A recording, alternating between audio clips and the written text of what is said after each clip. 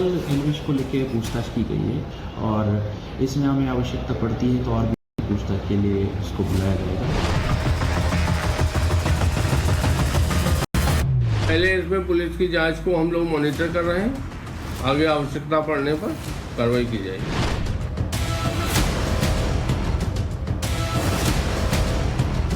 कानून अपना काम कर रहा है और कानून से बड़ा कोई नहीं है, कानून अपना काम करेगा।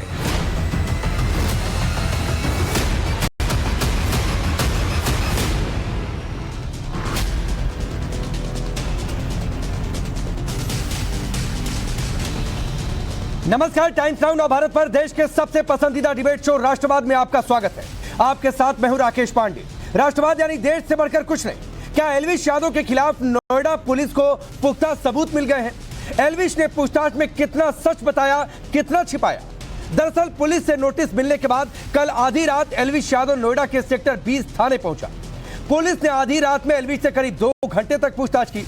पुलिस ने एल्विश के सामने पकड़े गए आरोपियों से संबंधों को लेकर सवाल किए। पुलिस ने रेव पार्टी में सांप के जहर के इस्तेमाल को लेकर भी सवाल पूछा कि आखिरकार इनका कैसे इस्तेमाल होता है, किस तरीके से होता है। सूत्रों के मुताबिक पूछताछ में एल्विश खुद को लगातार बेगुनाह बताता रहा। हालांकि पुलिस एल्विश के जवाब से संतुष्ट नहीं है, जो जानकारी आ रही है, और यह अपने आप में बड़ी खबर है। पुलिस का कहना है कि वो फिर एल्विश को पूछताछ के लिए बुला सकती है। सुनिए। कल एल्विश को लेकर पूछताछ की गई है और अब तक हमारे द्वारा इस विवेचना में जो साक्ष्य संकलित किए गए थे, इलेक्ट्रॉनिक एविडेंस गैदर किया गया था, उसके आधार पर क्वेश्चनर तैयार किया गया था, जिसके आधार पर ये प्रारंभिक पूछताछ जो है एल्विश यादव से की गई है और इसमें हमें आवश्यकता पड़ती है तो और भी इसमें पूछताछ के लिए उसको बुलाया जाएगा। और आज जो हमारे 5 अभियुक्त हैं, इनका पुलिस कस्टडी रिमांड भी कोर्ट को प्रे किया गया है। तो आप सोचिए कि अगर पुलिस दोबारा पूछताछ के लिए बुला रही है, उसकी रणनीति में है कि दोबारा हम एल्विश से पूछताछ करेंगे, तो इसके क्या है, आगे हम इस पर बातचीत करेंगे। दूसरी तरफ वन विभाग की टीम ने आरोपियों से मिले 9 सांपों का मेडिकल कराया। मेडिकल रिपोर्ट में कोबरा प्रजाति के 5 सांपों का विष निकालने की पुष्टि हुई है, यानी जहर उनका निकाला गया है, जो कि अपने आप में पशु क्रूरता अधिनियम में आता है। और इसमें अगर बातें साबित हो गई, अपराध साबित हो गया, तो 7 साल की सजा का प्रावधान है। वन विभाग सांपों के साथ एल्विश के वीडियो की भी जांच कर रहा है। सांपों के विष का इस्तेमाल कहां किया जाता था, किस तरीके से किया जा रहा था, इसकी भी जांच हो रही है। इस बीच वन विभाग का कहना है कि एल्विश से विभाग की टीम भी पूछताछ कर सकती है। सुनिए। नहीं, हमें ऐसी कोई सूचना नहीं थी। सूचना होती तो निश्चित रूप से हमारी टीम भी साथ में पूछताछ करती। मैं उनसे अनुरोध भी करूंगा कि भविष्य में कभी पूछताछ हो तो वन विभाग की टीम को बुलाया जाए। पहले इसमें पुलिस की जांच को हम लोग मॉनिटर कर रहे हैं, आगे आवश्यकता पड़ने पर कार्रवाई की जाएगी। इस बीच एल्विश का एक बड़ा खुलासा भी सामने आया। वकील है आली काशिफ खान देशमुख। इन्होंने आरोप लगाया है कि साल 2021 में एल्विश ने अपने फैंस के जरिए समीर नाम के एक यूट्यूबर को धमकी दी थी, गाली गलौज की थी, उसकी मां के लिए अपशब्दों का इस्तेमाल तक किया था। यूट्यूबर को इतनी धमकी दी गई कि वो डर गया और उसने एल्विश के खिलाफ जो मामला दर्ज कराया था, उस मामले को वापस ले लिया उसने। सुनिए। यूट्यूब पे और इंस्टाग्राम पे कंप्लेंट्स दिखाई जा रही है। खैर मेरा तो नाम उन्हें लेने की उनकी हिम्मत है नहीं, तो मेरा नाम उन्होंने लिया नहीं, लेकिन सोशल मीडिया पे बना के मुझे दिखाया जा रहा था, मुझे टैग किया जा रहा था बार बार उनके फैंस के थ्रू के। ये देखिए हम जो बॉट्स हैं, एग्जैक्टली जो बॉट्स है, नॉट फैंस, बॉट्स। ये देखिए हमने फाइल किया है, ये देखिए हम ये है। मुझे MLAs के स्टिकर दिखाए जा रहे हैं गाड़ी के ऊपर। मुझे अपने एडवोकेट के बारे में बताया जा रहा है कि मतलब एक तरीके से बेसिकली बोलना चाह रहे हैं कि एक डर। तो मैंने उसमें तो वो डर नहीं, मैंने तो उसमें और डबल एक्टिविटी मेरी चालू कर दिया। मैंने रेगुलर पुलिस स्टेशन से फॉलो किया, लेकिन उसमें हो क्या गया, मुझे कानून का मतलब पता है, लेकिन जो एक आम इंसान है, जैसा मेरा क्लाइंट हो गया, वो उसको नहीं पता। वो एक आम इंसान है, वो अपनी मेहनत कर रहा है, अपना सोशल मीडिया कंटेंट क्रिएट कर रहा है, उस पर वो अपना काम कर रहा है, अपनी मेहनत कर रहा है। वो इंसान डर गया। वो इंसान ने बोला कि भाई मेरे डैडी जो है वो हॉस्पिटल में, वो सीरियस है, वो बीमार है, मैं इस चीज़ में बैकआउट कर रहा हूँ, मुझे कोई कंप्लेंट नहीं करनी। तो आप सोचिए, ये एक नया मामला निकलकर सामने आ गया कि धमकी दी गई थी। एल्विश के खिलाफ मामला था और बाद में जिसने धमकी दी उसने केस ही वापस ले लिया। इस बीच यूपी सरकार के वन विभाग के मंत्री अरुण सक्सेना का कहना है कि कानून से ऊपर कोई नहीं, कानून अपना काम कर रहा है। देखिए ऐसा है, ये मामले में FIR हो चुकी है, कानून अपना कार्य कर रहा है और कानून अपना कार्य करेगा। ऐसा है, कानून अपना काम कर रहा है, और कानून से बड़ा कोई नहीं है, कानून अपना काम करेगा। चलिए वो सवाल आपके सामने रखता हूं जिनके इर्द गिर्द आज की चर्चा आगे बढ़ने वाली है। सवाल पहला यह कि एल्विश यादव सच बता रहा या सच छिपा रहा, क्योंकि पहले दौर में संतुष्ट नहीं है, दोबारा पूछताछ होगी। सवाल यह भी कि सवाल पर सवाल, सांप के जहर का क्या राज खुलेगा, कितना समय लगेगा, काला चिट्ठा खुलेगा, आज सब सच सामने आकर रहेगा, क्योंकि जानकारी यह है कि देर रात तक हो सकता है एल्विश यादव फिर से पुलिस के सामने आ जाए और वहां पर पूछताछ हो। चलिए आपका परिचय आज के मेहमानों से करवाता हूं। फैजान अंसारी एक्टर है, विक्रम सिंह जी पूर्व DGP Uttar Pradesh police, Vishnu Priya Singh social activist studio में मौजूद हैं, ममता काले सोशल एक्टिविस्ट हमारे साथ जुड़ी हैं, और साथ ही प्रियंका गुप्ता जी सोशल एक्टिविस्ट के तौर पर जुड़ी हैं। मैं फैजान आपके पास आऊंगा, लेकिन उससे पहले विक्रम सिंह जी एक सवाल, ताकि आगे की दिशा तय हो जाए। जानकारी यह है कि आज देर रात तक एल्विश फिर से पुलिस के सामने आएगा। पहली जानकारी यह आई कि कल 2 घंटे की जो पूछताछ हुई उसमें पुलिस संतुष्टि नहीं है, दोबारा पूछताछ होगी। इसके मायने हम क्या निकालें? राकेश जी, ये बहुत ही पेचीदा प्रकरण है। इसमें wild life, narcotics, rave party, गिरोह और संगठित अपराध, इन तीनों का सबका समावेश है।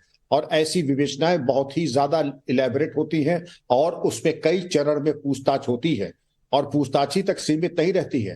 अक्सर इसमें लाई डिटेक्टर टेस्ट और पॉलीग्राफ टेस्ट का भी इस्तेमाल किया जाता है और पहले एक बार इंटरोगेशन होता है, फिर उसके गिरोह के सदस्यों की पूछताछ होती है और फिर जो उनमें समानताएं या विरोधाभास होता है, दोनों को एक साथ बैठ करके विरोधाभास को दूर किया जाता है।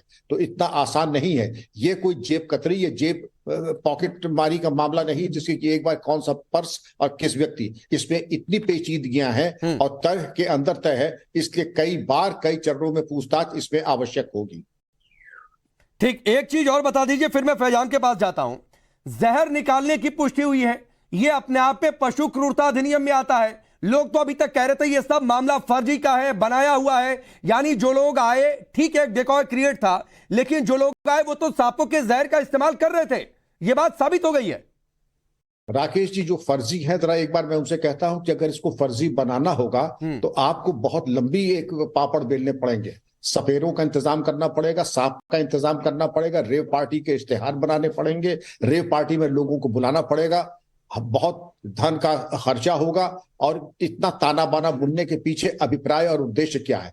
फंसाने में तो यही होता है, किसी से जबरदस्ती चाकू बरामद हो जाए, किसी से जबरदस्ती तमंचा बरामद हो जाए। फंसाने की बात यहीं तक होती है। इतना बड़ा साम्राज्य चल रहा है, वो फंसाने की बात नहीं होती है। और अगर फंसाने की बात है तो आप बता दें किसने किस अभिप्राय से आपको फंसाया है, आप अपनी सफाई दे दीजिए। पुलिस बहुत खुले दिमाग से इसकी विवेचना करेगी। अगर आपने अकाट्य साक्ष्य प्रस्तुत किया कि आप फंसाए जा रहे हैं, यकीनन जो फंसाया जा रहा है उसके खिलाफ कार्रवाई हो सकती है। ठीक है फैजान, आप कल भी कह रहे थे कि धमकी देने के कई सारे मामले हैं। एल्विश अपने लोगों से धमकी दिलवाता। 2021 का मामला सामने आ गया, मुझे पता चला कुछ और जानकारी आपके पास है, जरा दर्शकों को बताइए।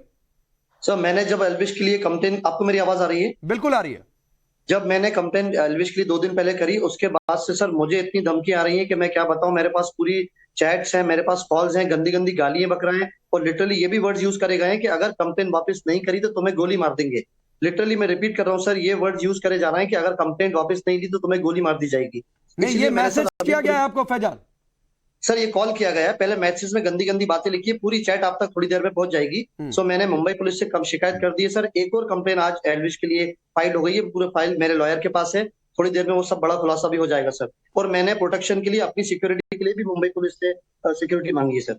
नहीं, तो आपको क्यों धमकी दी जा रही है फैजान? कंप्लेन वापस लेने की सर, क्योंकि इसका सिंपल सी बात सीधे सामने आ रही है कि एल्विश कहीं ना कहीं सब चीजों में इन्वॉल्व है।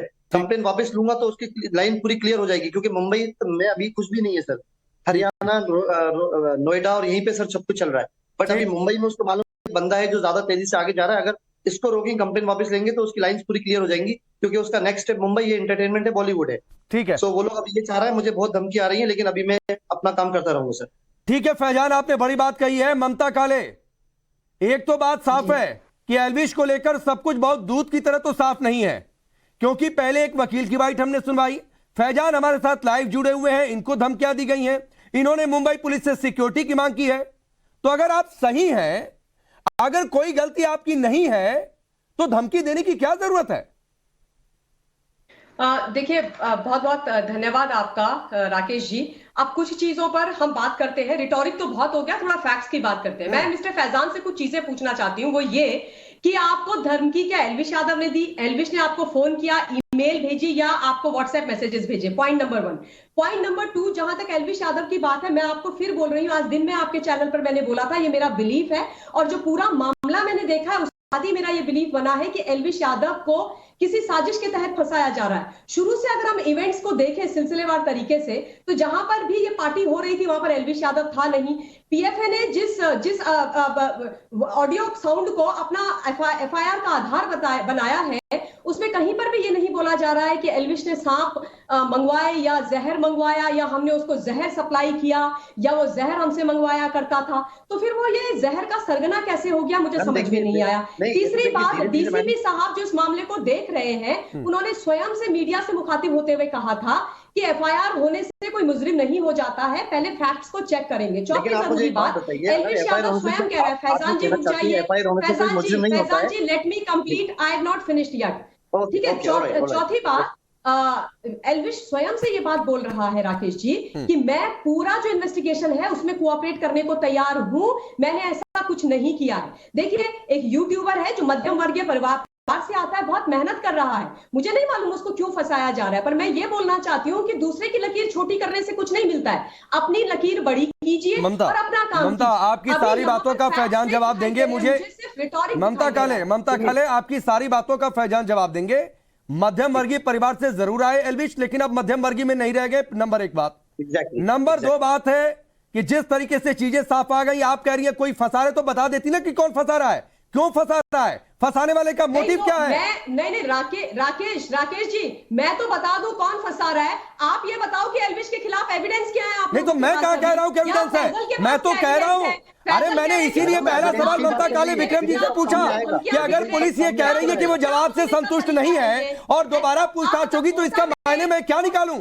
इसीलिए मैंने पहले विक्रम जी से सवाल पूछा था। कोटा में एल्विश गिरफ्तार हुआ था क्या? कोटा में एल्विश गिरफ्तार हुआ था? नहीं हुआ था? क्या ठीक है, सुनी थी? चलिए ठीक है, फैजान इनकी बात का जवाब दीजिए, फिर मैं इसको करूंगा।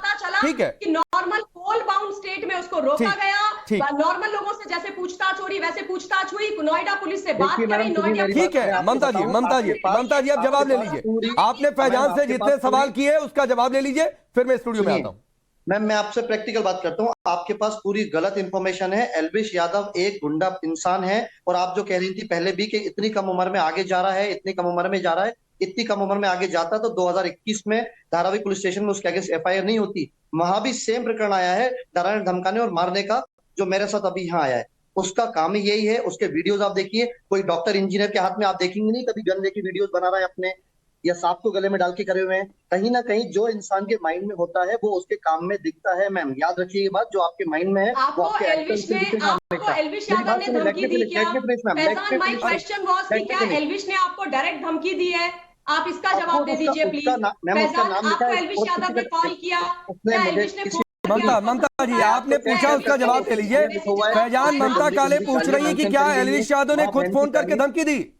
सर उसकी आवाज थी या क्या बता नहीं सकता हूँ, क्योंकि कॉल था, वीडियो कॉल तो था नहीं, लेकिन उसका नाम क्लियर लिखा हुआ है कि एल्विश के खिलाफ कंप्लेन वापस लो, नहीं तो तुम्हें गोली मार देंगे। ये कॉल पे आया है।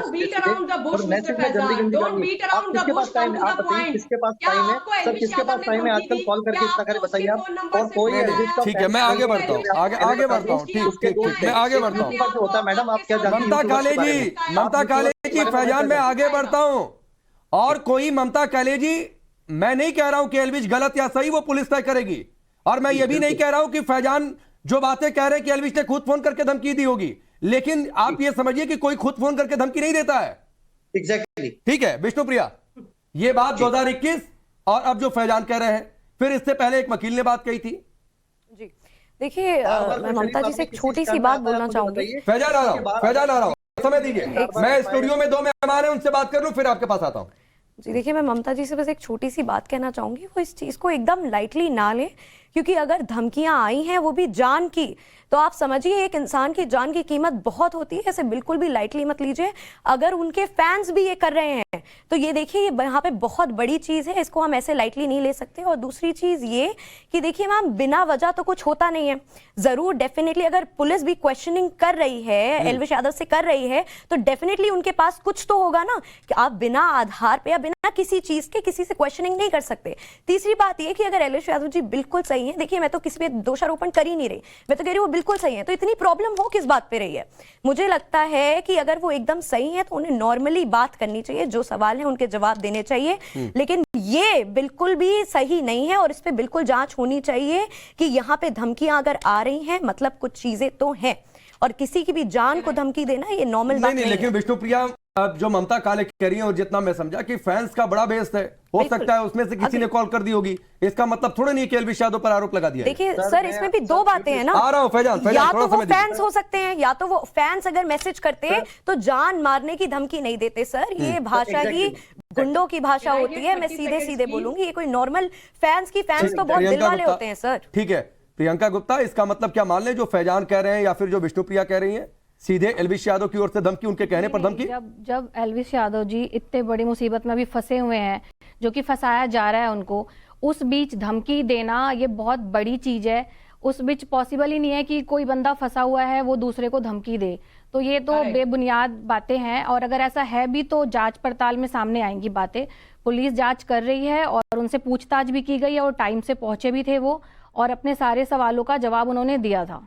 देखिए मैम, एक चीज बोलूंगी, देखिए एल्विश यादव जी मान रही हूँ मैं बहुत फेमस हो गए हैं, लेकिन वो कोई बहुत पॉलिटिशियन या फिर कोई वो बहुत बड़ी इतनी बड़ी भी शख्सियत नहीं है जो इतना कुछ उनके लिए हो जाए। तो आप समझिए फैन बेस मैं मानती हूँ, बट इतना बड़ा भी फैन बेस नहीं है, वो गुंडों का फैन बेस नहीं है कि वो जाके धमकियां दे। बिल्कुल अपने बचाव में बहुत बड़े यूट्यूबर है आज इंडिया पे, बहुत बड़े यूट्यूबर है, मैं तो इसको सीधे सीधे बहुत नाम है उनका इस टाइम पे। नाम तो मैं बिल्कुल मना कर ही नहीं रही, पब्लिसिटी कोई ऐसा नहीं कर सकता, पब्लिसिटी कोई ऐसा नहीं करेगा अपने ऊपर ब्लेम लगा के, कोई पब्लिसिटी नहीं करेगा। ब्लेम गेम की हो ही नहीं रही, मैं तो बहुत नॉर्मल तथ्यों पे बात कर रही हूँ। आप देखिए इतनी सी बात है कि जो फैन बेस होता है, फैन बेस आपको जान मारने की धमकी नहीं देता है, और यहाँ पे मैं बिल्कुल भी गलत नहीं हूँ। अगर कोई जान मारने की धमकी मिल रही है तो वो पुलिस जांच करेगी, और अभी भी तो ठीक है, पुलिस जांच कर रही है। हाँ जी प्रियंका जी, पुलिस जांच कर रही है, बिल्कुल। और पुलिस जो रेव पार्टी, जो सांपों की तस्करी के आरोप लगे उनको भी लेकर जांच कर रही है, तो जांच को लेकर नहीं बवाल होनी चाहिए। विक्रम जी एक चीज जरा क्लियर करिए। एक बात जो फैजान ने कही, वकील ने कही, धमकियां दी गई हैं, 2021 का एक मामला है, यूट्यूबर को केस वापस लेना पड़ा था। अब ममता काले कह रही है कि क्या एल्विश ने खुद फोन करके धमकी दी? कोई खुद फोन करके धमकी देता है क्या?